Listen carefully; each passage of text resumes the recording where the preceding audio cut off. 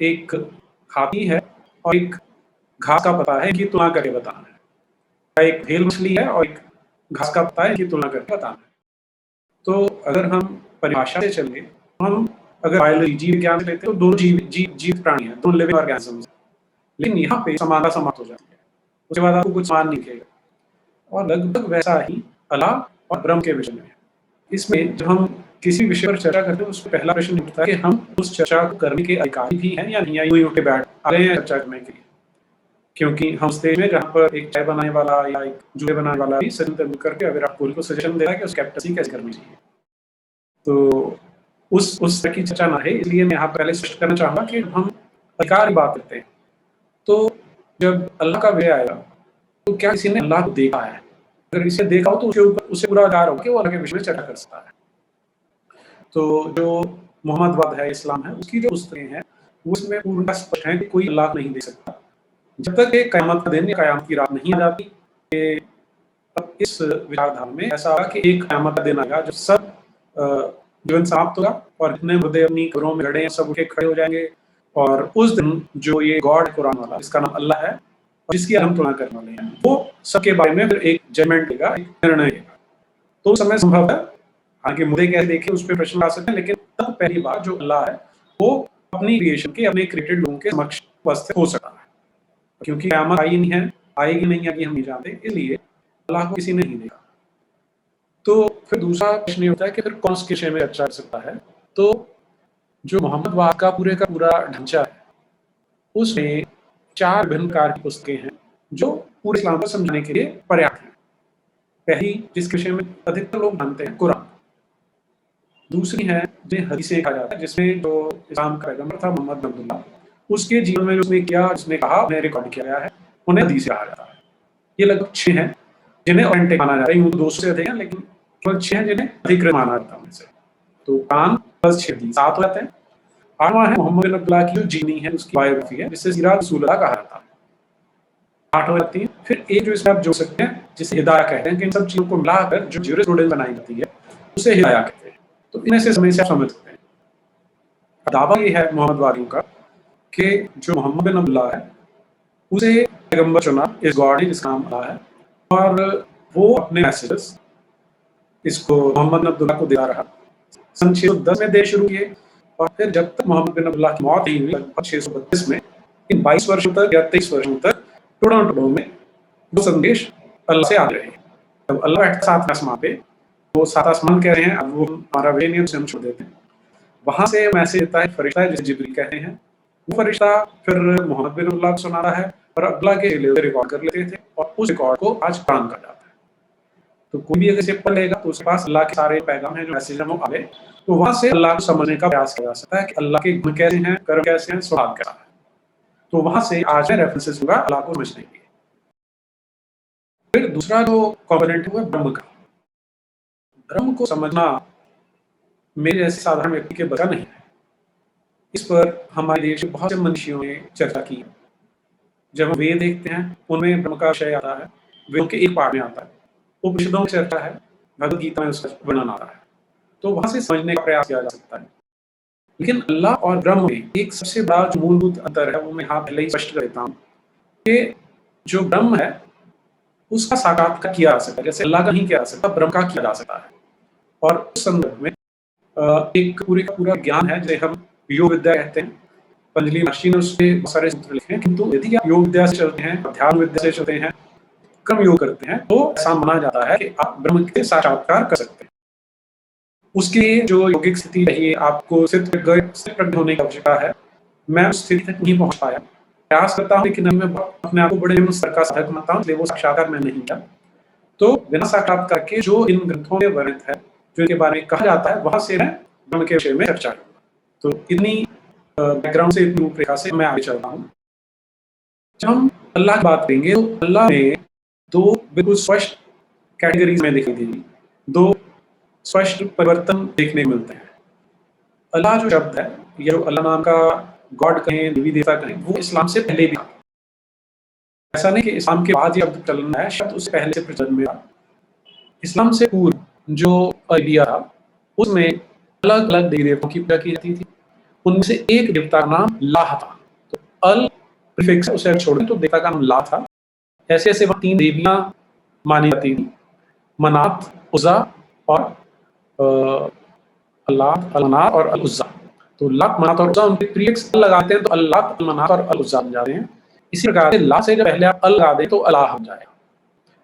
अरबी में अल का वही पर्पस है जो इंग्लिश में द शब्द लगाते हैं। जब हम द टी बोलते हैं तो हम एक पर्टिकुलर पेड़ की बात कर रहे हैं, द टी की बात कर रहे हैं। वैसे अल्लाह यानी हम उस एक पर्टिकुलर लाह की बात कर रहे हैं। तो ये लाह से अल्लाह कैसे बना, वो एक छोटी सी यात्रा है। हमें समझने से पहले मैं यहाँ स्पष्ट कर देता हूँ कि जो इस्लाम के आने से पहले वाला अल्लाह है और इस्लाम के बाद वाला अल्लाह बिल्कुल अलग-अलग है। इस्लाम से पहले का जो अल्लाह है, अल्लाह है, वो किसी भी अन्य देवी देवता के समान है कि वो भला करता है, आप उसकी पूजा आराधना कर सकते हैं, आप उसे अपना आराध्य मान सकते हैं। इस्लाम में जो अल्लाह की चर्चा है वो इससे पूर्ण भिन्न है। उसे समझने के लिए हमें थोड़ा-सा जो पैगंबरवाद है वो कैसे चलता है, वहाँ से हमें समझने को मिल जाएगा। 2 तरह की विचारधाराएँ हैं या पूजा पद्धतियाँ संसार में। एक जो आज से 3000 वर्ष पहले पूरे संसार में थी और जिसका एक जीता जागता प्रमाण हमारी आज की सभ्यता है। इसमें एक बिल्कुल खुला हुआ रूप है जिसे अगर आप कंप्यूटर की भाषा में बोलना चाहें तो इसे हम ओपन आर्किटेक्चर कह सकते हैं कि यदि किसी व्यक्ति का जन्म होता है, वो किसी की पूजा करना चाहता है तो भी उसकी इच्छा, नहीं करना चाहता तो भी उसकी इच्छा है। किसी को अपना आराध्य मानना है, नहीं मानना, ये व्यक्ति की अपनी इच्छा पे निर्भर करेगा। और फिर किसे मानना है, वो कोई पेड़ हो सकता है, कोई पौधा हो सकता है, कोई नदी हो सकती है, कोई मूर्ति हो सकती है, कोई देवी है, कोई देवता है, कोई महादेव है, कोई देव है। तो ये पूरी स्वतंत्रता के आप इसे चुनना चाहते हैं। अब इसे इस ओपन आर्किटेक्चर या खुले रूप के बिल्कुल सामने विरोध में एक दूसरी परंपरा है जिसे आप पैगंबरवाद या आजकल प्रोफेटिक या अब्राहमिक रिलीजन कहता जाता है। इसमें एक ऐसा गॉड है जिसे आप मान सकते हैं, उसकी एक बुक है जिसे आप मानेंगे और अगर आप नहीं मानते तो आपको बुरा भला कहा जाएगा, आपको मारा जा सकता है, आपको काटा जा सकता है, आपको लूटा जा सकता है। अब ये जो परंपरा है ये आज से 2000 साल पहले या 3000 साल पहले गिने-चुने लोग इसे मानते थे और उस समय केवल यहूदी मत ऐसा था जो इस पर चलता था। तो यहूदियों के अगर इतिहास को थोड़ा-सा देखते हैं हम, तो वहाँ पर भी पैगंबरों के आने से पहले बहुत सारे देवी-देवता थे और उनमें से यहूदी उनके साथ बड़े कंफर्टेबल थे, हमारा एक देवता है, हमारे गॉड है और जो यहूदी नहीं है उनका भी कोई गॉड है या उनके बहुत सारे देवी-देवता भगवान है, वो सारे आपस में कोएग्जिस्ट कर सकते हैं। कभी-कभी ऐसा देखने में मिलता है कि जैसे 2 देवताओं के जो अनुयायी हैं, उनका आपस में लड़ाई-झगड़ा हो रहा है, ये हो रहा है, तो उसकी प्रोजेक्शन कर देते थे कि मान लो देव है वो आपस में लड़ रहे हैं। तो ऐसा कभी-कभी वहाँ पर एक टकराव दिखा था। लेकिन जैसे-जैसे यहूदी मत में पैगंबर आने शुरू होते हैं, अब ये जो गॉड है इसका यहूदियों का, वो धीरे-धीरे एक्सक्लूसिव होना शुरू हो जाता है कि वो अब बाकी व्यक्तियों को पसंद नहीं करता। वो यहूदियों को अपने चोज़न पीपल मान लेते हैं, मैंने तुम्हें चुना है इसलिए तुम मुझे चुन के रखो। तो यहाँ से एक एक्सक्लूसिविटी, एक एकाकार जैसा आरंभ होता है। और लेकिन अभी भी दूसरे जो देवी देवता हैं, जो गॉड्स हैं, उन्हें डिनाई नहीं किया जाता। जैसे-जैसे पैगंबर आने शुरू होते हैं, मोसेस आता है, अब्राहम आता है, तो इसके बाद एक्सक्लूसिविटी धीरे-धीरे बढ़नी शुरू हो जाती है। और फिर जो अगर हम यहूदी किताबों के थ्रू ट्रैक करना शुरू कर रहे हैं, तो जब इजिप्ट में से कुछ लोग जिन्हें पहले गुलाम बना के रखा था, वो बाहर निकलते हैं, उनमें बहुत सारे यहूदी हैं। तो अब इनका जो गॉड है, ये जब वहाँ इजिप्ट से निकले तो ये ऐसा माना जाता है कि वहाँ रेगिस्तानों में भटकते रहे बचने के लिए और बचते रहे और इनको लगभग 40 वर्ष लगे इज़राइल तक पहुँचने में। ये उनका क्लेम है। तो इस पीरियड में जो गॉड है वो एक्सक्लूसिव हो जाता है और वो विभाजनकारी हो जाता है कि मैंने तुम्हें चुना है, अब मैं तुम्हें इस तरह के लोग दूँगा जिनकी तुम हत्या कर दोगे, जिनकी महिलाओं पे तुम कब्जा कर लोगे, जिनके बच्चे तुम्हारे अधिकार में आ जाएंगे और जो उनकी भूमि है उस पर तुम्हारा अधिकार हो जाएगा। तो इसके बारे में अब रेफरेंस में सिगमुंड फ्रॉइड का, जिन्हें बहुत अच्छा साइकोएनालिस्ट माना जाता है, उनका कहना है कि इस तरह का जो गॉड है वो ऐसे लोगों के लिए बिल्कुल सूटेबल था जो नई भूमि तलाश रहे हैं जिस पर उनको कब्जा करना है। ये रेफरेंस मैंने केवल इसलिए दिया कि हम किसी गोरे का विदेशी का रेफरेंस देते हैं वो ऑथेंटिक बात नहीं जाती है। अदरवाइज अगर आप अपनी सहज बुद्धि लगाएंगे तो आपको समझ आएगा कि इस तरह का गॉड अपने आप एक ह्यूमन ने क्रिएट किया है कि इस तरह का गॉड है जो चाहता है कि बाकियों को मार पीट के उन जगह पे कब्जा कर लें, उनकी हत्या कर दे तो गॉड खुश हो जाएगा, उनकी महिलाओं के साथ अनाचार दुराचार कर ले तो भी गॉड खुश हो जाएगा। वहां से ये परंपरा आरंभ हो जाती है। इसके बाद जब क्रिश्चियनिटी आती है, जिसे चर्च ने गढ़ा है, तो क्रिश्चियनिटी इसको और ज्यादा एक्सक्लूसिव बनाना शुरू कर देती है। इसमें अब पहले बहुत सारे पैगंबर हुए, अब पैगंबरों से भी ज्यादा ऊपर जाना है क्योंकि हम एक्सक्लूसिविटी की ओर जा रहे हैं, तो उन्होंने पैगंबर से ऊपर का एक स्टेप बना दिया, सन ऑफ गॉड, कि अब ये जो यहूदियों का गॉड है, याहवे जिसका नाम है, या यहोवा जिसे कहा जाता है, उसने अपना एक बेटा भेज दिया जिसका नाम जीसस क्राइस्ट था। तो अब क्योंकि पैगंबर तो बहुत सारे हैं, लेकिन सन ऑफ गॉड तो एक ही है। एज अ रिजल्ट अब जो चर्च है उसके पास एक सुपीरियरिटी आ गई है, वो क्लेम करें कि हमारे पास एक्सक्लूसिव राइट्स हैं, क्योंकि हम तो सन ऑफ गॉड की बात कर रहे हैं। और ये जो एक्सक्लूसिविटी है किस तरह से क्रिएट की जाती है, तो उसका आपको एग्जाम्पल बाइबल में पढ़ने को मिल जाएगा। उसमें क्या कहते हैं कि जो जीसस क्राइस्ट है वो अपने आप क्लेम करता है कि मुझसे पहले जितने लोग आए थे वो तो चोर रखे थे, तुमने मुझे माना है। और इसके रेफरेंस में अगर हम रेफरेंस ढूंढने चलते हैं तो हमें मिल जाते हैं बाइबल में से ही। जैसे अगर मैं आपके साथ शेयर करता हूँ यहाँ पर, जो बाइबल की मैथ्यूस किताब है उसके 7वें चैप्टर का 15वां जो वर्स है, वो क्या बोलता है? Watch out for false prophets, they come to you in sheep's clothing but inwardly they are ferocious wolves. अब अंग्रेजी में एक टर्म यूज करते हैं वुल्व्स इन शीप्स क्लोथिंग, और हम यहाँ पर अपने देश में यूज करते हैं भेड़ की खाल में भेड़िया।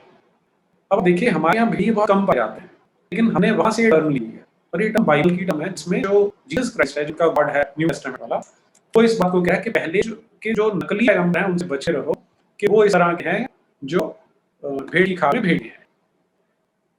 फिर ऐसे ही अगर आप और इसके रेफरेंस ढूंढने लगते हैं तो आपको मैथ्यूज मिलेगी, जॉन में मिलेगी। मैथ्यूज अगर आप 24वें चैप्टर पे आ रहे हैं तो उसमें बड़े क्लियर बोलते हैं कि इस तरह के बहुत सारे पैगंबर हैं जो नकली हैं, फिर उनको चोर उचके कहा जाता है। अगर जॉन पढ़ेंगे तो जॉन में उनको चोर उचके भी कहा जा रहा है।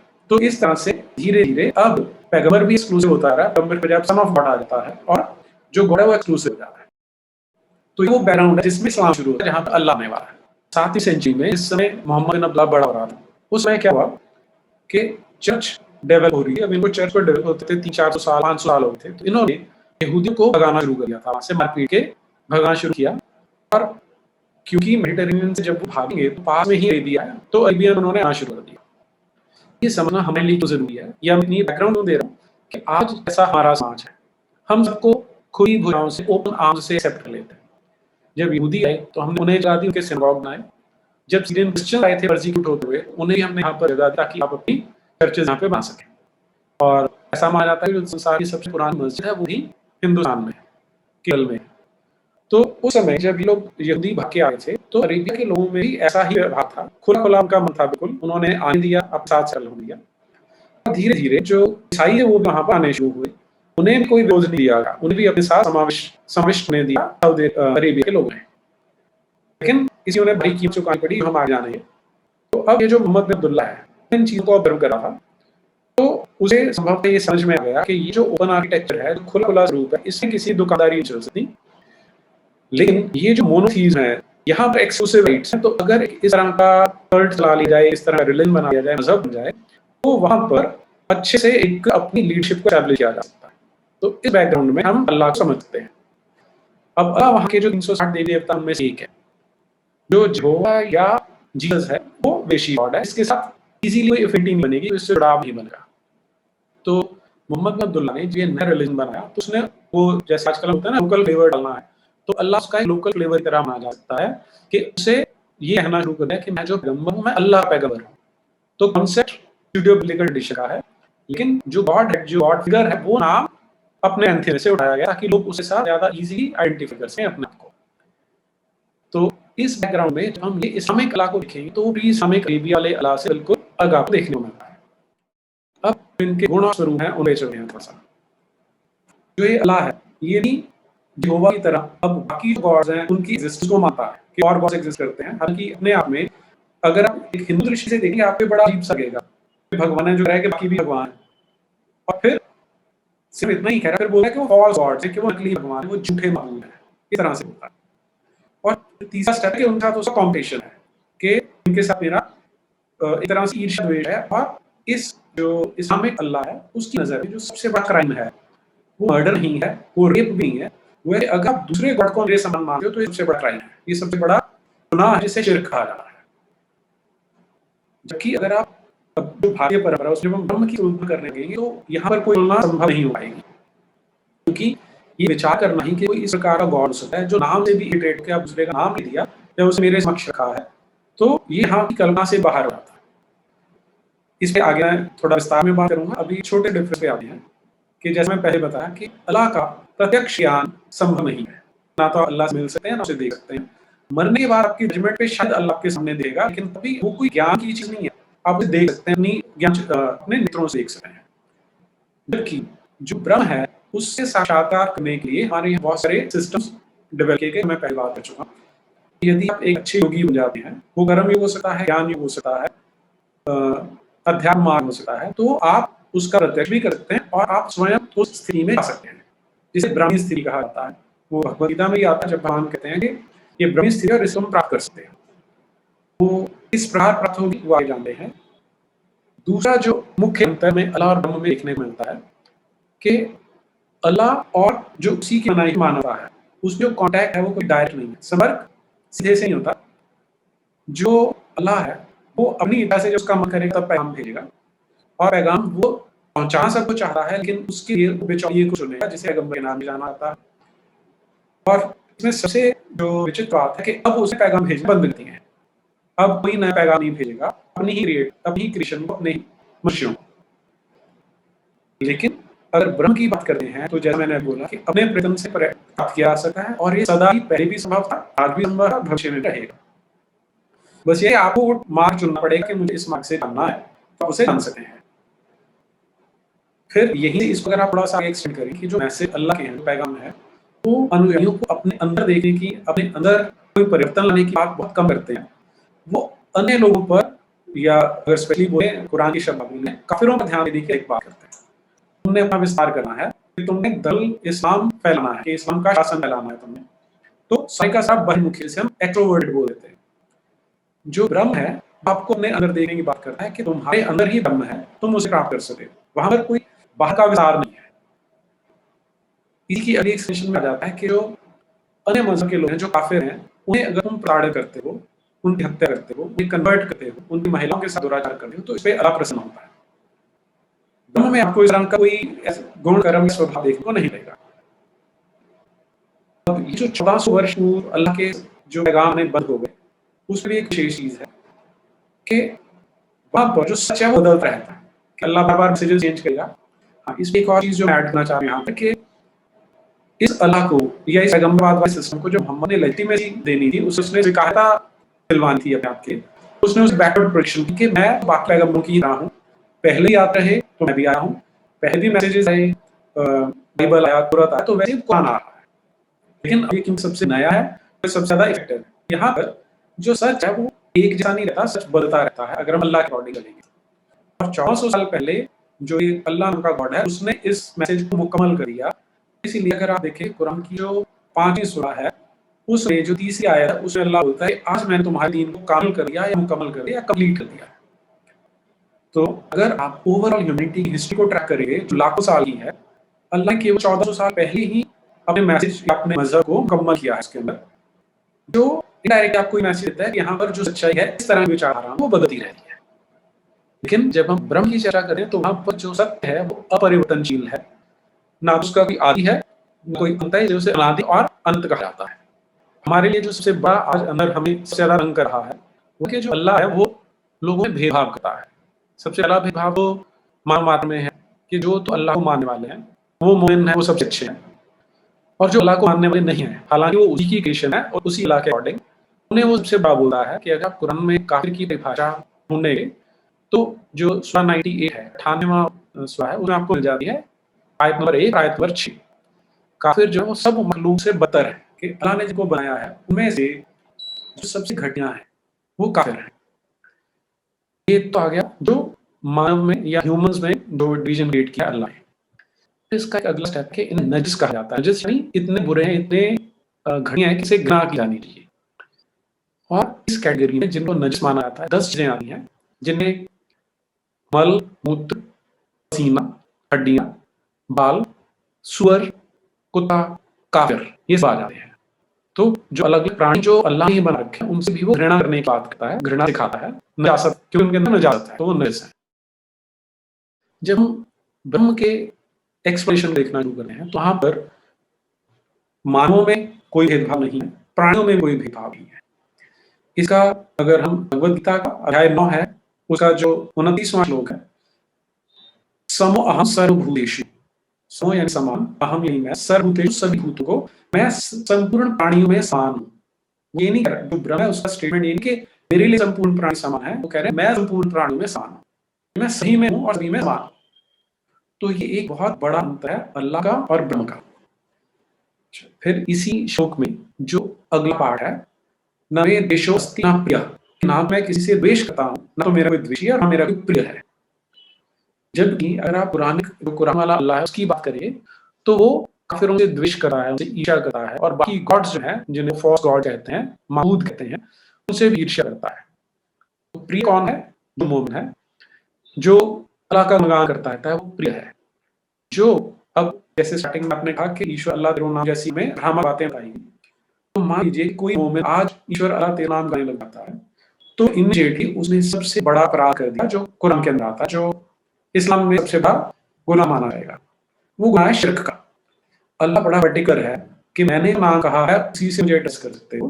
अगर आपने मुझे ईश्वर बोल दिया तो आपने शिर्क कर दिया, और ये इतना बड़ा गुनाह है कि उसे अगर मार भी दिया जाएगा तो अल्लाह जो कातिल है उससे प्रसन्न हो जाएगा। अगला जो गुणों के रूप अंतर देखते हैं कि जो अल्लाह है वो लोकलाइज्ड है, वो ओमनी प्रेजेंट नहीं है। इसके लिए आपको एक आयत है कुरान में, आयतुल कुर्सी कहा जाता है कि जो अल्लाह है वो, अब जो क्लेम्स है उस पे आओ कि जो काबा है वो दुनिया भर का सेंटर है। ये बात दुनिया में आपको अटपट लग सकती है क्योंकि एक अगर सफेद है तो सफेद का सेंटर भी उसके सरफेस से कोई नहीं सकता, सारे पॉइंट्स इक्विडिस्टेंट है सेंटर से, तो केंद्र नहीं हो सकता।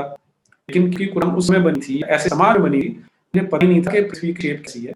तो जो काबा है वो धरती का सेंटर है, उसके ऊपर जो 7 आसमान है, एग्जैक्टली काबा के ऊपर एक कुर्सी है जिसपे अल्लाह बैठा है। तो अगर वो कुर्सी बैठेगा दैट मींस ओमनी प्रेजेंट नहीं है, वो लोकलाइज्ड है।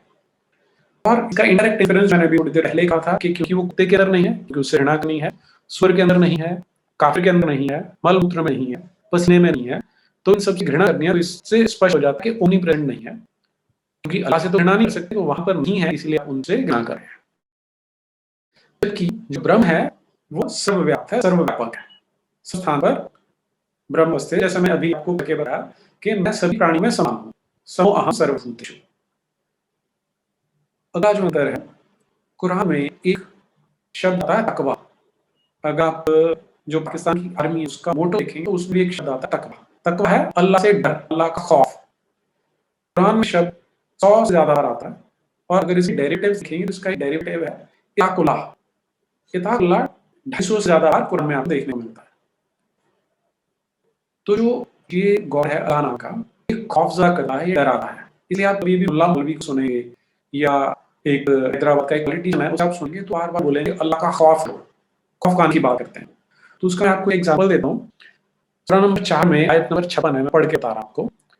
याद रहे कि जिन लोगों ने हमारी आयतों से इनकार किया उन्हें जरूर अनकरीब जहन्नुम की आग में झोंक देंगे, और जब उनकी खालें जल कर पक जाएंगी तो हम उनके लिए दूसरी खालें बदल कर पैदा कर देंगे ताकि वे अच्छी तरह अजाब का मजा चखें।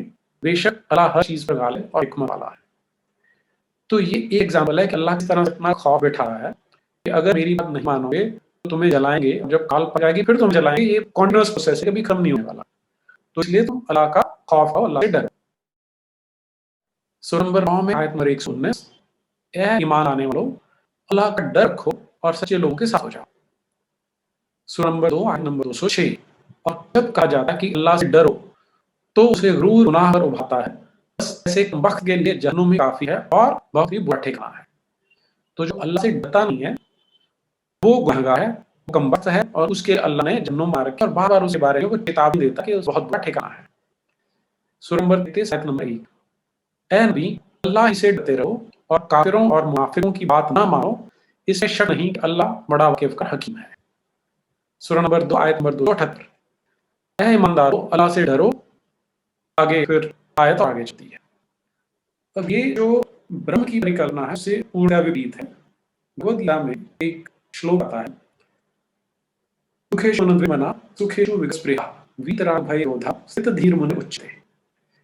जो सेकंड क्वेश्चन है उसमें आ रहा वीराग विक्रोध, कि राग भय और क्रोध इन तीनों से विरक्ति भाव में आना है कि ना तो भय हो, ना क्रोध हो, ना राग हो, क्योंकि इन तीन को सबसे बड़ी बुराइयां माना जाता है। क्योंकि मैं कहा कि ब्रह्म है वो हमें अपने अंदर की बुराइयां हैं उनसे निपटने के लिए, उनसे ऊपर होने की बात करते हैं। वीतराग भय क्रोधा, तो यदि आप पूरे श्लोक को देखेंगे, सुखेषु मना कि दुख से उद्वेलित नहीं होना, सुखेषु हृदस्पृहा कि सुख में राग नहीं होना चाहिए, वीतराग भय क्रोधा स्थित धीर मुने उच्यते कि तब आप स्थित करके धैर्यवान और मुनि कहे जाते हैं।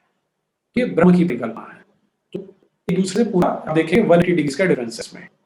फिर और कहाँ पे अंतर आ रहा है कि जो ये कुरान वाला गॉड है वो उसका, जैसे मैंने पहले बोला कि सिंगुलर जो सबसे बड़ा ऑब्जेक्ट है वो ये है कि आप किसी और को नहीं मानेंगे। और उसके बाद दूसरा है, जो अगर आप रिश्तेदार भी हैं वो भी अगर मुझे नहीं मानते तो वो तुम्हारे लिए बुरे हैं, तुम उनको छोड़ो। उसके बारे में ढेरों आयत आपको मिल जाएंगी। मैं यहाँ एग्जाम्पल ले रहा हूँ सूरह नंबर 9 आयत नंबर 22 का। और ये लोग उन बागों में हमेशा अब अलाहाबाद तक रहेंगे, बेशक अल्लाह के पास बड़ा अज्र व सवाब है। फिर आगे इसको मैं 23 आयत पे के चलता हूँ। ईमानदारों, अगर तुम्हारे माँ बाप और तुम्हारे भाई बहन के मुकाबले तुम्हारे भाई ईमान के मुकाबले कुफ्र को तरजीह देते हो तो तुम उनको अपना खैर ख्वाह ना समझो, और तुम में जो शख्स उनसे उल्फत रखेगा तो यही लोग जालिम है। हमारे देश में जालिम कहा जाता है जो क्रूअल है, किस तरह की क्रूएलिटी करता है उसे जालिम माना जाता है। लेकिन कुरान का जो मॉरल वैल्यूज है वो इससे बिल्कुल अलग है। जैसे हम नीतिगत विशेषता कहते हैं वो पूर्णतः अलग है उससे। यहाँ पर अगर आपका भाई है, आपके माँ बाप है, वो अल्लाह को नहीं मानते, वो आपको छोड़ के किसी और देवी देवता को, भगवान को मानते हैं, तो वो जालिम है, ये उनका जुल्म है, तो अल्लाह को नहीं मान रहे। और अभी 2-4 दिन पहले इसका एग्जाम्पल हमें देखने को मिला था कि एग्जाम्पल हालांकि इस्लाम से नहीं क्रिश्चियनिटी से है कि लड़का जो क्रिश्चियन बन गया था उसकी माँ की मृत्यु हो गई तो अपनी माँ का अंतिम संस्कार करने से मना कर दिया उसने। तो उसकी जो नवासी थी, नाते वो बुलाया गया लगभग 1100 किलोमीटर दूर से, उसने आगे दाह संस्कार किया। इस प्रकार की घृणा से आई जाती है। और हम भी अल्लाह की बात कर रहे हैं, लेकिन बाय एक्सटेंशन आप सारी बातों को जो जूडो-बिब्लिकल गॉड है, जो जिहोवा है, उस पे शब्द या अक्षर उसी प्रकार से मान सकते हैं। अगली आयत पढ़ता हूँ इसकी 24वीं। ऐ रसूल, तुम कह दो तुम्हारे बाप दादा और तुम्हारे बेटे और तुम्हारे भाई बंद और तुम्हारी बीवियां और तुम्हारे कुनबे वाले और वह माल जो तुमने माँ के हक छोड़ा है, वह तिजारत जिसके मन पड़ जाने का तुम्हें अंदेशा है, वह मकानात जिन्हें तुम पसंद करते हो, अगर तुम्हें अल्लाह से और उसके रसूल से और उसकी राह में जिहाद करने से ज्यादा अजीज है तो तुम जरा ठहरो यहाँ तक कि अल्लाह अपना हुक्म अजाब मौजूद करे, और अल्लाह नाफरमान लोगों की हिदायत नहीं करता। यहाँ पर आप सारे के सारे अगर एक चीज को देखें, तुम्हारे बाप दादा हो सकते हैं, तुम्हारे बेटे हो सकते हैं, भाई बंधु हो सकते हैं, तुम्हारी पत्नियां हैं, तुम्हारे पूरे परिवार वाले और तुम्हारा माल, इन सबको तुम इंपॉर्टेंस दे रहे हो, तुम अल्लाह के नाम पे जिहाद नहीं कर रहे हो, खून खराबा नहीं कर रहे हो, तो तुम जरा वेट करो, अल्लाह में दिखाएगा उसका अजाब कैसा होता है। तो फिर अल्लाह के खौफ का उदाहरण आपको मिल जाएगा कि किस तरह से जो प्रायोरिटीज हैं, जो प्राथमिकताएं हैं, वो पूर्णतः भिन्न है ब्रह्म के कंपैरिजन में। फिर एक फ्रेज हम सुनते हैं, God helps those who help themselves. यहाँ पर जो कुरान वाला गॉड है अल्लाह नाम का, वहां पर ये थोड़ी सी अलग हो जाती है। इसमें जो सूरह नंबर 57 है उसकी आयत नंबर 25 में जो अल्लाह है वो मनुष्यों को अपनी मदद करने के लिए कहा है। अब ये एक आम भारतीय मन स्थिति में शायद फिट नहीं बैठती, हमें समझ में नहीं आती, क्योंकि हमें अभी कल्पना नहीं कर सकते कि कोई इस प्रकार का गॉड हो सकता है जिसे मानव की सहायता चाहिए। लेकिन द फेस ऑफ इट जो अल्लाह है उसको इस तरह की आवश्यकता रहती है। मैं एक वर्स पढ़ के बता देता हूँ, सूरह नंबर 22 आयत नंबर 40 से, अल्लाह अवश्य उसकी सहायता करेगा जो उसकी सहायता करेगा, निश्चय ही अल्लाह बड़ा बलवान प्रभुत्वशाली है। इसके ठीक विपरीत जब हम ब्रह्म के बारे में पढ़ते हैं तो यहाँ पर मैं कोट कर रहा हूँ जो श्लोक 14 है भगवद गीता के अध्याय नंबर 9। प्रभु ना तो मनुष्य के कर्तापन की, न कर्मों की और न कर्म फल के साथ संयोग की रचना करते हैं, स्वभाव ही बरत रहे हैं। तो जो ब्रह्म का जो अगर मैसेज को बिल्कुल इंसाइज करके बोले तो वहां आ जाता है गुण गुणेषु वर्तन्त इमाना सजते, कि गुण ही गुणों में बरत रहे हैं, जिसे रजोगुण सतोगुण तमोगुण बोलते हैं। इन आपस में एक इंटरप्ले चल रहा है, इसमें जो ब्रह्म है वो इंटरफेयर नहीं करता, जबकि जो कुरान वाला गॉड है अल्लाह नाम का, वो हर जगह पे इंटरवीन भी करता है, इंटरफियर भी करता है, अपने फॉलोअर्स को इंटरवीन करने के लिए कहता है। उससे ठीक उल्टा है कि जो ब्रह्म है वो ना तो कर्म करता है, ना कर्म करने को कहता है, ना ही कर्म फल से संयोग की रचना करता है, वो निर्लिप्त है। अब यहाँ तक मैं एक पोर्शन का खत्म कर रहा हूँ, यहाँ पर हम गुणों की चर्चा कर रहे थे। अब ब्रह्म वास्तव में क्या है, ये बहुत कठिन और बहुत गूढ़ विषय, इसलिए मैं फिर से अपना बहुत छोटा समझता हूँ जो इसके बारे में बात करने की कोशिश कर रहा हूँ, क्योंकि मैंने इसका साक्षात्कार नहीं किया, केवल जो हमें बताया गया है मैं उसकी बात कर सकता हूँ। अगर आप इसलिए करना कर देखिए कि अगर कोई व्यक्ति ऐसा है जिसने बचपन में कभी मीठा नहीं खाया है, बाकी सब स्वाद में पता लेकिन मीठे का स्वाद उसने नहीं पाया, आपने खा लिया, अब आप उसे बताना चाहते हैं, तो बता पाएंगे क्या? आप जितना मर्जी प्रयास कर लें, शब्दों का जितना मर्जी आप जिम्नास्टिक्स खेल लें, आप वो जो आपकी अनुभूति है वो आप उस तक वो कन्वे नहीं कर सकते। ठीक ऐसा ही ब्रह्म के विषय में है। जितने ऋषि मुनि हैं, जितने हमारे ग्रंथ हैं, जो वेद हैं, उपनिषद हैं, वो उसका केवल एक संकेत मात्र दे रहे हैं। ठीक वैसे कि आप उसको साक्षात्कार कर तो सकते हैं, जैसा मैंने कहा कि आप यदि योग मार्ग पे चलते हैं, अध्यात्म में चलते हैं, तो आप उसका साक्षात्कार करते हैं, पर वो ऐसा अनुभव है जिसे आप शब्दों में नहीं बयान कर सकते। उसके मैं एक दो रेफरेंस हैं जो उपनिषदों से हैं, उनसे थोड़ा स्पष्ट करने का प्रयास करता हूँ कि कैसे उसके बारे में बात की जाती है। हमारे यहाँ एक विचार है, इसे नेति नेति कहा जा रहा है। नेति नेति नहीं, ऐसा नहीं है, ऐसा नहीं है। तो आप भी बोलेंगे, देखिए ना, अल्लाह क्या है, वो ह्यूमन माइंड की क्रिएशन थी। तो अल्लाह को समझाना, उसके गुण कर्म स्वभाव बताना बड़ा आसान है, लिखे किताब आपने वो बता दी। लेकिन अब इसमें कोई हम बहुत ज्यादा वैज्ञानिक, बहुत ज्यादा आध्यात्मिक होने की भी आवश्यकता नहीं है। अगर आप थोड़ा बहुत डिस्कवरी चैनल भी देखें तो आपको इस तरह के जीव देखने को मिलेंगे जिनकी कभी कल्पना नहीं कर सकते थे, जो हमें इतने अलग दिखते हैं कि ऐसा लगता है कि शायद किसी और संसार के जीव हैं। तो जिसने भी इन सबको रचा है या जिसने इन सबको व्यक्त किया है, वो इतना अधिक, इतना एक विराट होगा, इतना अलग होगा हमसे कि हम उसकी कल्पना कर नहीं सकते। हमारा जो माइंड है उसको कभी कॉम्प्रिहेंड कर ही नहीं पाएगा। इसीलिए हम केवल उसको संकेत से, इशारों से समझ सकते हैं। तो उसके विषय में जो आता है, मैं एक आपके साथ जो कोट शेयर कर रहा हूँ, ये है बृहदारण्यक उपनिषद में 399, जो याज्ञवल्क्य ऋषि थे, वो अपनी पत्नी गार्गी से कह रहे हैं, हे गार्गी, इसको ब्राह्मण अक्षर कहते हैं। वो ना मोटा है, ना पतला है, ना छोटा है, ना लंबा है, ना लाल है, बिना स्नेह का है, बिना छाया के है, बिना अंधेरे के है। वो वायु नहीं है, आकाश नहीं है, वो असंग है, उसे रस नहीं है, उसमें गंध नहीं है, उसके नेत्र नहीं है, उसके स्रोत नहीं है, उसकी वाणी नहीं है, मन नहीं है, उसमें तेज नहीं है, प्राण नहीं है, मुख नहीं है, परिमाण नहीं है, उसके कुछ अंदर नहीं, उसके कुछ बाहर नहीं, ना कुछ होता है, ना कोई उसको उपभोग करता है। तो इन्होंने एक श्लोक इसमें नेति नेति वाली रीति से बताने का प्रयास किया कि इनमें से कुछ नहीं है, जो हम सोचते हैं वह कुछ नहीं है। और ये जब हम मूर्ति की बात करते हैं तो हम देखते हैं कि 4 हाथ वाली मूर्ति, 8 हाथ वाली मूर्ति है, 4 सिर वाली मूर्ति है, तो वो केवल संकेत मात्र है कि असंख्य हाथ हो सकते हैं, क्योंकि फिर से हमारी बुद्धि सीमित है कि हाथ पैरों से ग्रास करते हैं, आंखों से देखते हैं, तो हम उसी को प्रोजेक्ट करने का प्रयास करते हैं। लेकिन वास्तव में ब्रह्म की परिकल्पना हम कर ही नहीं पाएंगे, क्योंकि हमारा जो बुद्धि है वो शायद उसको ग्रास नहीं कर सकती, समझ नहीं सकती। ऐसे दूसरा रेफरेंस मेरा मुंडक उपनिषद से 1:6 में से, संस्कृत वाला नहीं पढ़ रहा हूं, जो आंखों से दिखाई देने वाला नहीं है, जो हाथों से ग्रहण नहीं किया जा सकता, जिसका कोई गोत्र नहीं है, जिसका कोई वर्ण नहीं है, जिसका ना चक्षु है, ना श्रोत है, ना हाथ है, ना पैर है, जो नित्य है, विभु है, सर्वव्यापक है, सूक्ष्म से सूक्ष्म है, जो नाशरहित है, जो सब भूतों का योनि है, उसको धीर लोग देखते हैं। फिर से उसी नेति नेति वाली परंपरा में उसका उल्लेख है। कुछ ऐसी बात उपनिषद में मिलती है हमें। पहले अध्याय में जो तीसरा जो श्लोक है ब्रह्म विषय में, ना नेत्र पहुंचता है, ना वाणी पहुंचती है, ना ही मन पहुंचता है, ना हम समझते हैं, ना जानते हैं। जैसे उसका उपदेश करें वह जाने हुए से निराला है, ना जाने हुए से अलग है। ये हमने सुना है अपने पूर्वजों से, जिन्होंने हमारे लिए उसकी व्याख्या की है। तो फिर से वही है कि हम उसे अपने माइंड से, अपनी बुद्धि से ग्रास नहीं कर सकते। श्वेताश्वर उपनिषद में आता है कि वो अणु से भी अणु या छोटे से भी छोटा है और महान से महातर है, कि विशाल से भी विशालतम है। क्योंकि जब हम ओमनीपोटेंस की बात करते हैं तो जो कण कण में व्याप्त है तो उसको समझ कैसे पाएंगे, लेकिन उसको हम इनडायरेक्टली या संकेत मात्र से समझने का प्रयास करते हैं। अब ये मैं बताना इसलिए आवश्यक था कि ये ऐसी कॉन्सेप्ट है जो हम ग्रास नहीं कर सकते। अगर वास्तव में उसे शब्दों में कभी पूरे रूप से व्यक्त किया जा सकता है तो आज ये झगड़ा समाप्त हो जाता कि अब वो किताब खाओ, वाला श्लोक पढ़ लो, बस गया। तो हमें ना तो कोई नास्तिक देखने को मिलते हैं, मिलते भी तो बड़े सुपरफिशियल से दिखने को मिलते हैं।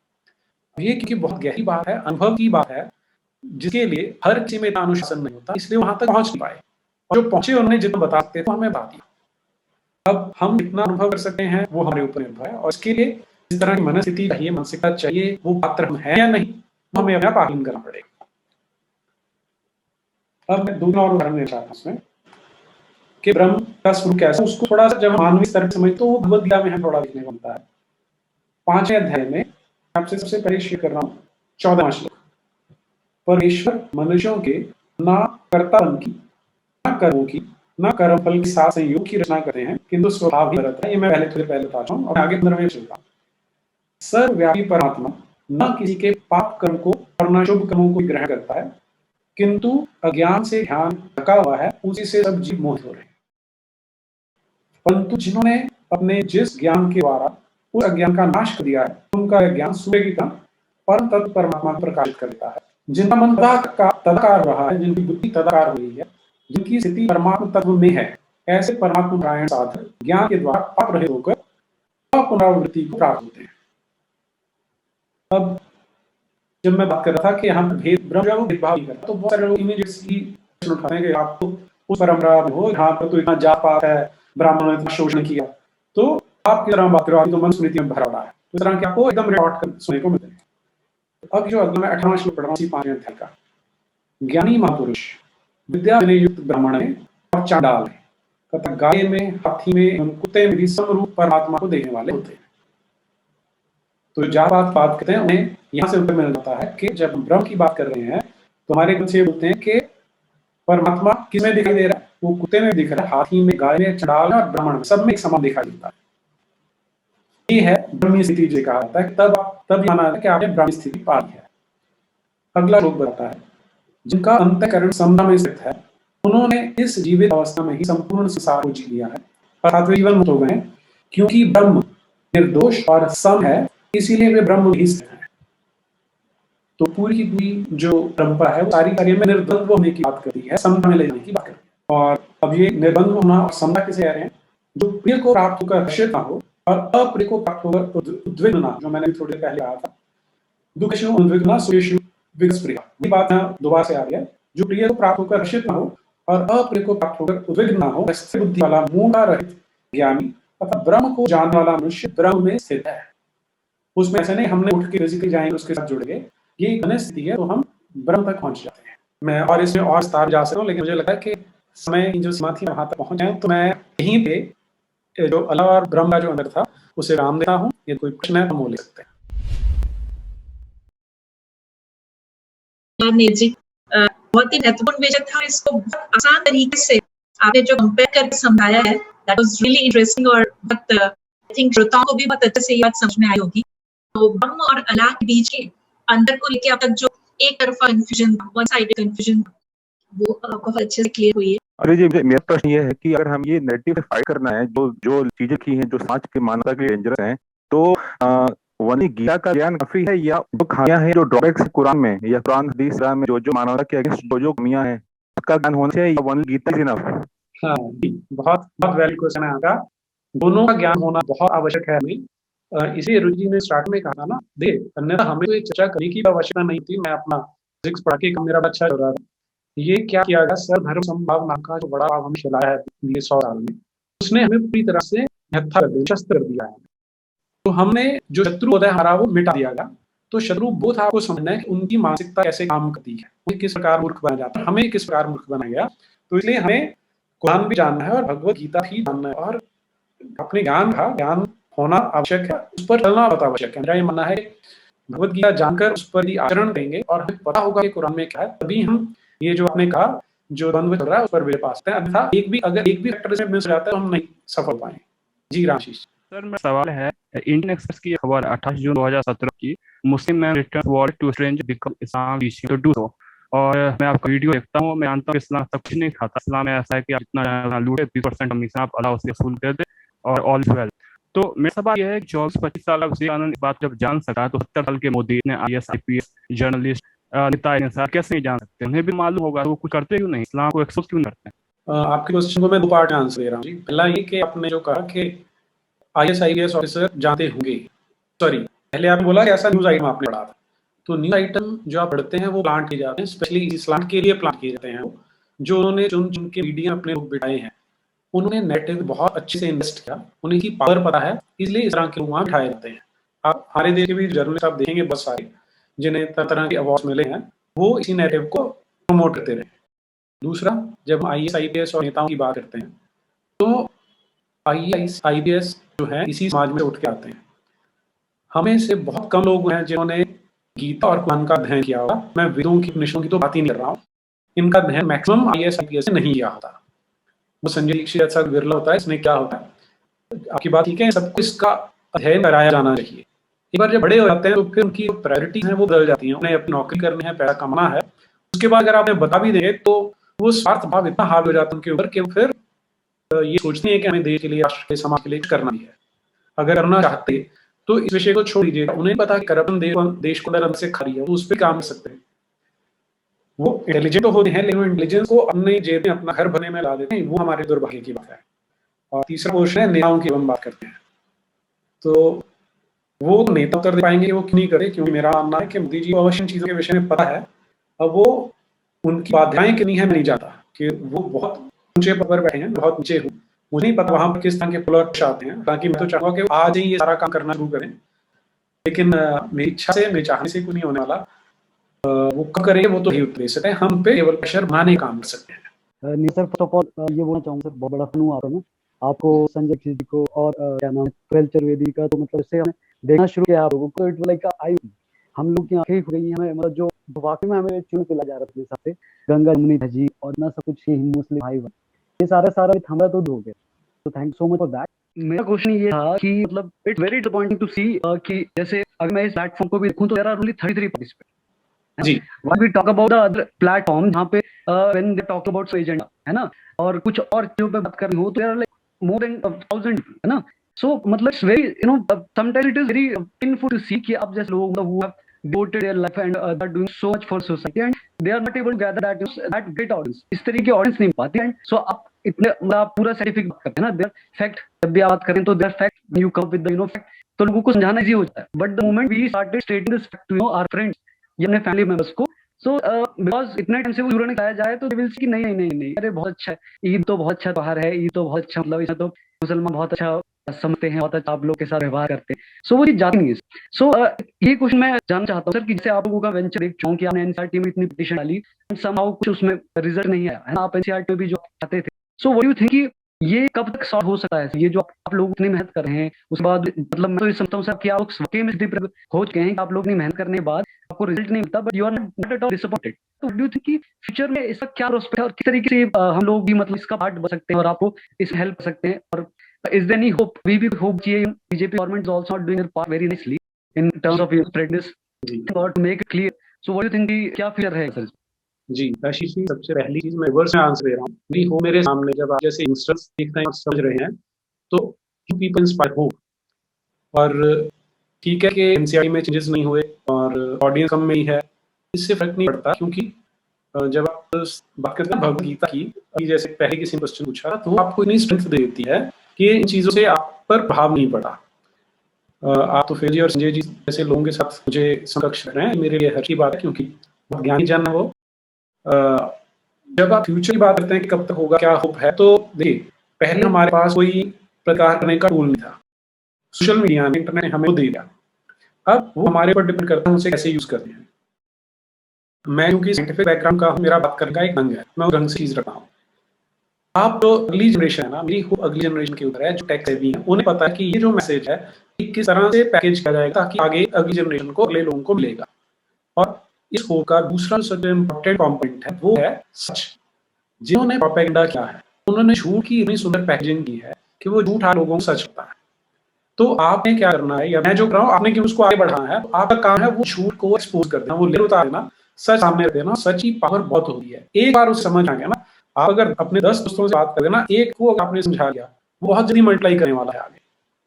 तो आई am very hopeful with in next, अगर 3 साल में तो अगर 10 साल में बहुत बड़ा चीज आपको देखने मिलने वाला है। उसके लिए मुझे आपको सबको मिलकर काम करने की आवश्यकता है, और उसमें आप सोचिए इसकी कैसे पैकेजिंग करूँ कि यंत्र तक पहुंचे, कैसे पैकेजिंग करूँ कि जो मेरी महिला, जो मेरी बहनें हैं, जो मेरी फ्रेंड हैं, उन तक पहुंच सके।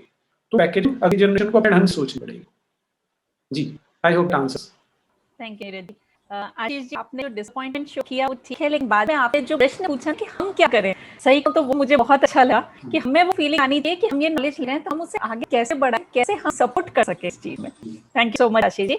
My question is like basically why Judaism became exclusive as one person started, because all the problems started from here. They copied from the Judaism, Christianity, and the Islam. What is Mohammedanism. So and they were chosen people, right? They never wanted to come, wanted to include anyone other than the chosen people. So how it came out such that they saw this and made the model. made the like model, like they took the example and they yeah. created, It's very easy to do. Na? You start looking at it as a in terms of the capital jargon. Everybody at some stage of his or her life has this innate desire to have some superior being to him to whom he or she can pray. Earlier, it used to be open architecture. If you can somehow capitulate on this market, if you can somehow capitalize this market, let it this way, that everybody wants some kind of spiritual solace. So the market is virtually unlimited. Every human being is a prospective customer. If you can somehow convert it into some kind of monopoly, that will create a very big business for you. That is what church did, and that is from where Muhammad bin Abdullah picked it up and converted it into a new creed. So there is, it does not require any very hard analytical abilities. It's just in your face. That is why sometimes we miss it out. That if you create a monopolistic trade from an open market, that is always going to be very beneficial. जय सिया राम। नीरज, मैं आपका work बहुत सालों से follow कर रहा हूँ। जब मैं फैमिली लॉ के इसका रिसर्च में शुरू किया था, came across series Muhammad for dummies सबसे, और वो औरंगजेब वाला एनसीईआरटी केस का हुआ था। देन सॉ कि भाई क्या कर रहे हैं सब, मतलब सिर्फ इस्लाम के सच छोड़ के उसका कल्चरल एस्पेक्ट। और ये आप जैसा भी कोई पहले कंटिन्यू ने पूछा कि हम इसके बारे में क्या कर सकते हैं, मैं आपको बोलता हूँ, मैं अपने जितने 2-3 दोस्तों है, मतलब एटलीस्ट उनको ब्रेन वॉश करके ये जो प्रोपेगेंडा चला रहा है कि हाँ ये सर्वधर्म समभाव, और ये एक्चुअली देखेंगे तो धर्म का अर्थ है कि धार्मिक रिलीजन में जितना अपने यहाँ पे आता है ईस्टर्निज्म में, कि बुद्धिज्म, जैनिज्म और सनातन धर्म के इसमें लोगों को प्रॉब्लम ये होता है समझने की ईस्टर्न अपना इतना है फिलोसफिकल इंडियन कॉन्टिनेंट का, और एब्राहमिक कल्ट इसलिए बोले कि धार्मिक में कुछ स्पिरिचुअलिटी होता है, जहाँ तक मैंने एग्जाम किया है, और उसका एप्लीकेशन जो अपने यहाँ होता है मोहम्मदन लॉ में, उसके हिसाब से 3-4 को तो बता दे वैसा। बट मास का है, अभी आपको बोलता हूँ, मैं एक एग्जांपल देखा, मैं कुछ लोग थे इनको पता ही नहीं है ना हिंदू रिलीजियस चैरिटेबल एंडोमेंट है, जिस वजह से अपना गवर्नमेंट का रोल करती है, और वो बोर्ड वाला वो सब उसका मास प्रोपगेशन करने हम गए भी, मतलब इंडिविजुअल बेस पे मैं तो इंटर्न हूँ, जस्ट एडवोकेट बनूंगा लिखेंगे। तो ऐसा आप सीरीज स्टार्ट करने वाले हैं कि लीगल इसका कैसा वर्क बोर्ड है और उसका ये है, क्योंकि मैंने रिसेंट में आपका 6 मंथ्स नहीं किया कि अपना एग्जाम चल रहा है, तो उसके बारे में कुछ आप कह सकते हैं? जी, लीगल एस्पेक्ट, क्योंकि मैं लीगल एक्सपर्ट नहीं हूँ तो मैं कुछ नहीं कर सकता उसमें डायरेक्टली, लेकिन कुछ लोग ऐसे करते हुए शायद उन्होंने इसे काम किया है लीगल एस्पेक्ट के ऊपर, तो और एक वो विष्णु शंकर रैन है जो लीगल एंगल काम कर रहे हैं, probably they will be more helpful to you as compared to me. Sir, it was very enlightening talk as always. मेरा ये क्वेश्चन है कि ये जो डिस्टॉर्टेड सेंस है वसुधैव कुटुंबकम कि एम्ब्रेसिंग एवरीवन टुगेदर, तो ये साइकोलॉजी क्या है? Psychology, what is the psychology behind the distorted use of वसुधैव कुटुंबकम, of the desire of embracing everyone, even your enemy, even the person who is ready to kill you, जो आपको मरने आ रहा है, उस तरह की आइडियोलॉजी रखता है, उसको ही एम्ब्रेस करना और साथ लेके चलना, ये साइकोलॉजी क्या है? ये मुझे आज तक समझ नहीं आया। Please enlighten. This is typical psychology of losers. और मैं जहाँ तक समझ पा रहा हूँ, आप बात कर रहे हैं लार्ज हिंदू कम्युनिटी की, तो एक जब हम साइकोलॉजी पढ़ते हैं तो उसमें टर्म आती है कॉग्निटिव डिसोनेंस। कॉग्निटिव डिसोनेंस होता है कि जब आपने जो आज जाना है वो और जो रियलिटी आपको दिखाई दी है वो आपस में मैच नहीं कर रहे, तब आप एक कॉग्निटिव डिसोनेंस होना होता है कि मैं तो आप ये सोच रहा था, यही कर रहा था, लेकिन now this is the reality which being presented me, what should I do? अब उसमें रिएक्ट करने के 2 ढंग होते हैं। पहला होता है आप डिनायल मोड में रह जाते हैं, it is always easier to, आप नहीं करते, नहीं सच नहीं है, there is somehow something wrong with this, मैं आज तक सोच रहा था वही ट्रू। क्योंकि अगर आप उसे एक्सेप्ट कर लेंगे कि आज तक जो मैं सोच चल रहा था वो गलत था, आज तक आपकी लाइफ जो थी वो बेस्ट चल गई, और अब जो आपको नई रियलिटी दिख रही है उसके लिए यू हैव टू वर्क। और आपको दिखता है जो मुझे काम करना है उसमें मेरा साथ कौन देगा? कोई देने वाला? क्या मेरी जो करियर प्रोग्रेस है उसे बढ़ेगी या हैम्पर होने वाली है? क्या मेरे फैमिली के लोग मुझे सपोर्ट करेंगे या मुझे ऑस्ट्रेसाइज करेंगे? मोस्ट प्रोबेबली ऑस्ट्रेसाइज कर सकते हैं। क्या जो दूसरे अपोजिंग पार्टी है वो मेरी दुश्मन बनेगी? मोस्ट प्रोबेबली इस बनेगी। तो it sound like an uphill task कि मैं कैसे कहूँगा, तो वो डिनायल मोड में ले जाता है, नहीं ये ही नहीं ऐसा, कुछ ना कुछ में गलत है, तो वो उस पर लेबल लगाने में नहीं तो प्रोपेगेंडा हो सकता है कि जो ये 4-5 आपको लेबल्स मार्केट में दिखते हैं वो इसी ढंग के काम है। तो वो कॉग्निटिव डिसोनेंस जब आए, आप उसको रिजॉल्व करके 2 रास्ते, या तो you are willing to fight, which is not everybody's cup of tea, हर किसी में इतना हिम्मत नहीं होती, साहस नहीं, तो फिर वो क्या करते हैं, डिनायल मोड में चले जाते हैं कि नहीं यार हम नहीं करना। या क्योंकि आप देखिए हमारी एस्पिरेशनल वैल्यूज वो क्या है? पैसा कमाना, एक अच्छी सी एसयूवी खरीदना, जैसे हर 2 साल बाद चेंज करना, एक रिटायर होने के लिए फार्म हाउस खरीद के रखना, 2-3 यूरोप टूर्स पे जाना, इस तरह के ओवरऑल एस्पिरेशनल वैल्यूज वो सारी हिट हो जाने वाली। अगर आप इस रास्ते पे चलोगे। तो हमने अपने आप को माइक्रो ऑप्टिमाइज कर रखा है कि जहाँ तक मेरा फायदा है, मैं एक एक्सेप्शनली गुड इंजीनियर हो सकता हूँ, बिजनेसमैन हो सकता हूँ, एंटरप्रेन्योर हो सकता हूँ, वहाँ पर मैं एक्सेप्शनली ब्रिलियंट हूँ। पर जब धर्म के लिए काम करने की बात आती है तब मैं डर जाता हूँ। तो वही जो अपनी एफिशिएंसी थी वो मैं अब अपनी कॉग्निटिव डिसोनेंस को रिजॉल्व करने के लिए अपने आप को डिल्यूट कर देता हूँ, अपने आप को ही गलत रास्ते पे ले जाता हूँ। This is what is happening. मेरा क्वेश्चन ये है कि जैसे हम जानते हैं कि मान लीजिए इस्लाम के बारे में बात करते हैं, कंफ्लिक्ट है अदर रिलीजियस के साथ, और जैसे इंडिया में हम देख रहे हैं कि सारा तो इसमें एक तो है कि हमें सबको अवेयर होना चाहिए, जितने ज़्यादा लोग अवेयर होंगे, एक तो आस्पेक्ट है। एक आस्पेक्ट ये है कि जब तक इस रीजन में फ्रॉम विदिन चेंजेस नहीं आएंगे, फॉर एग्जाम्पल ये कौन तरह है जो प्रॉब्ली पहली ईयर शायद मुल्ला मौलवी लोग हैं, दूसरी ईयर प्रॉब्ली मुस्लिम पॉलिटिशियंस हैं, तीसरी ईयर प्रॉब्ली सूडो सेक्युलर जो हमारी पॉलिटिकल पार्टीज प्रॉब्ली बाहर से फंड होती है, अब जो बाहर से सपोर्ट। तो मेरा पॉइंट ये कि अगर हम हमने इतना देखा है कि अगर दूसरे रिलीजन जितना ज़्यादा संगठित होने की कोशिश करते हैं, ये और ज़्यादा संगठित और ज़्यादा स्ट्रॉन्ग होकर निकलते हैं। तो मेरा पॉइंट ये है कि ऐसा क्या किया जा सकता है कि ये चेंजेस विदिन द रिलीजन से इनके शुरू करें ताकि they understand the reality themselves. मेरा प्रश्न है जी जी, आपका प्रश्न में बड़ा सरल आंसर है कि आपने एजुकेट करना शुरू कीजिए। आप मुझे बताइए कि तुम्हें किस तरह से झूठ बताया जा रहा है और इसकी क्या कीमत तुम्हें चुकानी पड़ेगी। आप देखिए कि हमारे देश में जो एक्स मुस्लिम्स है उनकी जनसंख्या बढ़ती जा रही है और ये अंदर ही अंदर ही काम हो रहा है। हमें उनकी हेल्प करनी है, बस अंदर ही होना चाहिए कि जब तक हम उनसे घृणा करें, उनसे बात करेंगे तो सामने वाला समझ आता है अरे घृणा कर रहा है, तो भी डिफेंसिव हो जाता है। आप ये समझिए कि वो विक्टिम है कि वो सच में है।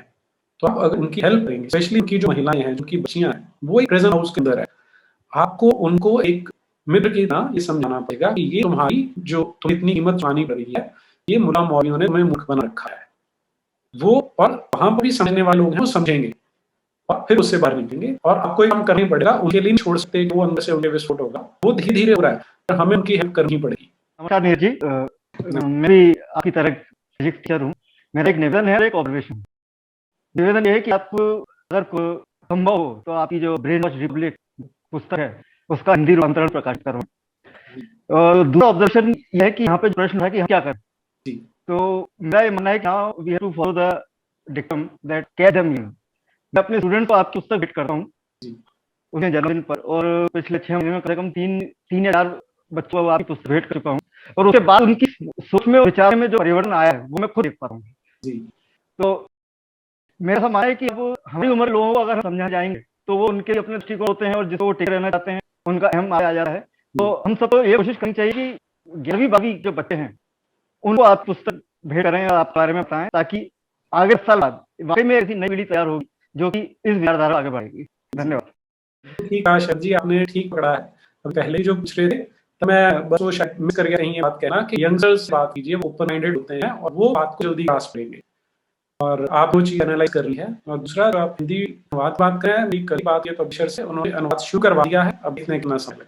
मेरा प्रश्न ये है कि हमारे शास्त्रों में शुद्ध के बारे में कई ऐसी बातें या तो समझा जाता है या जानकर जिन गलत व्याख्या की जाती है जी। तो सर मैं ये पूछना चाहता हूँ कि कैसे उस एजेंडा को काउंट कर सकते हैं। जी, अभी जो शरद जी ने क्वेश्चन पूछा था, मेरी बुक की बात कर रहे थे वो, तो उसमें मैंने इसको बड़े अच्छे से समझाया, रेफरेंसेस भी दिए कि शूद्र क्या होता है और क्या करते हैं और किस तरह से प्रोपेगेंडा चलता है, क्योंकि मैक्सिमम तो ये झूठ बोला गया सारा सारा। और मैं प्रयास करूंगा इसे अलग से वीडियो बना रहा हूँ क्योंकि थोड़ा बड़ा टॉपिक है, तो अभी इतने छोटे में मैं उसका आंसर नहीं दे पाऊंगा आपको।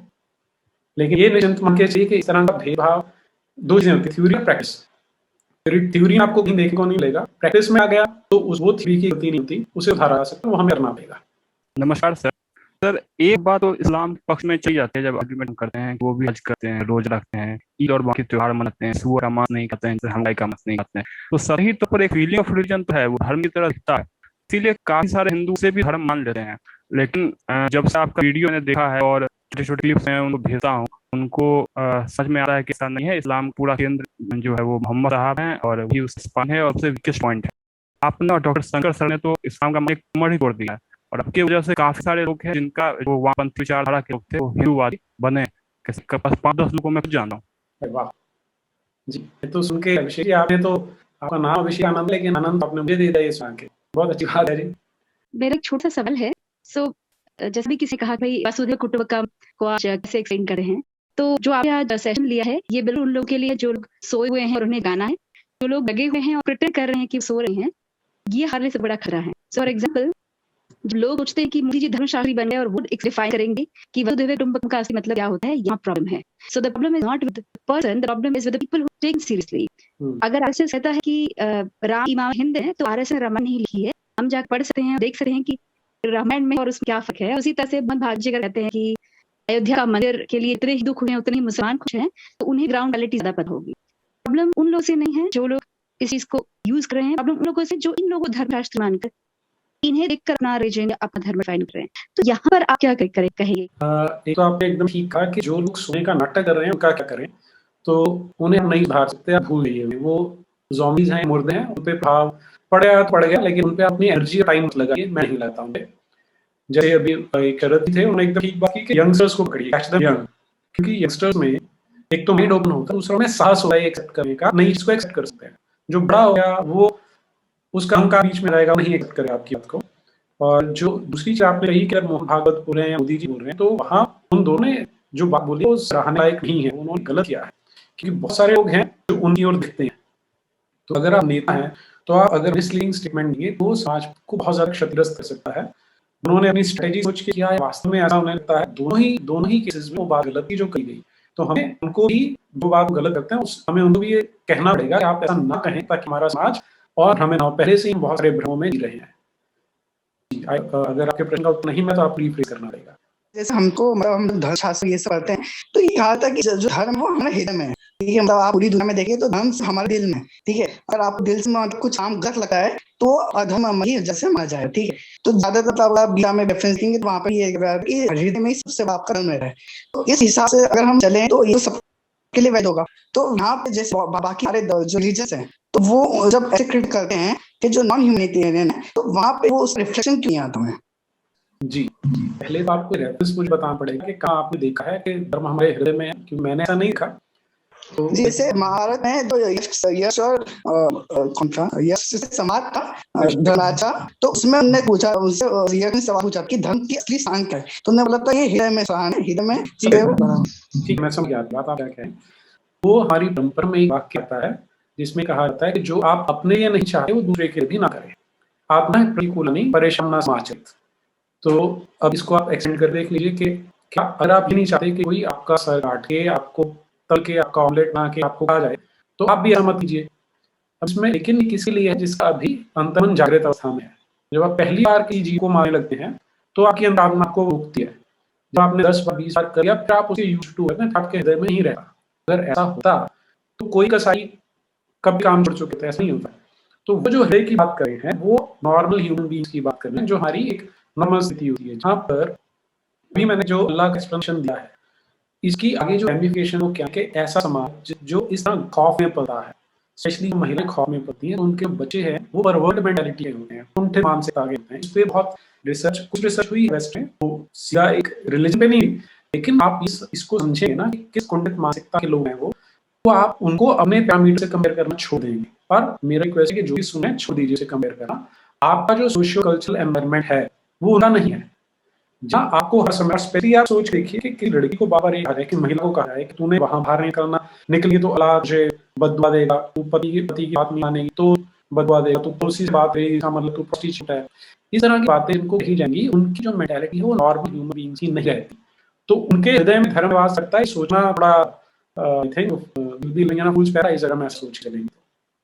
जी, I hope that answers your question.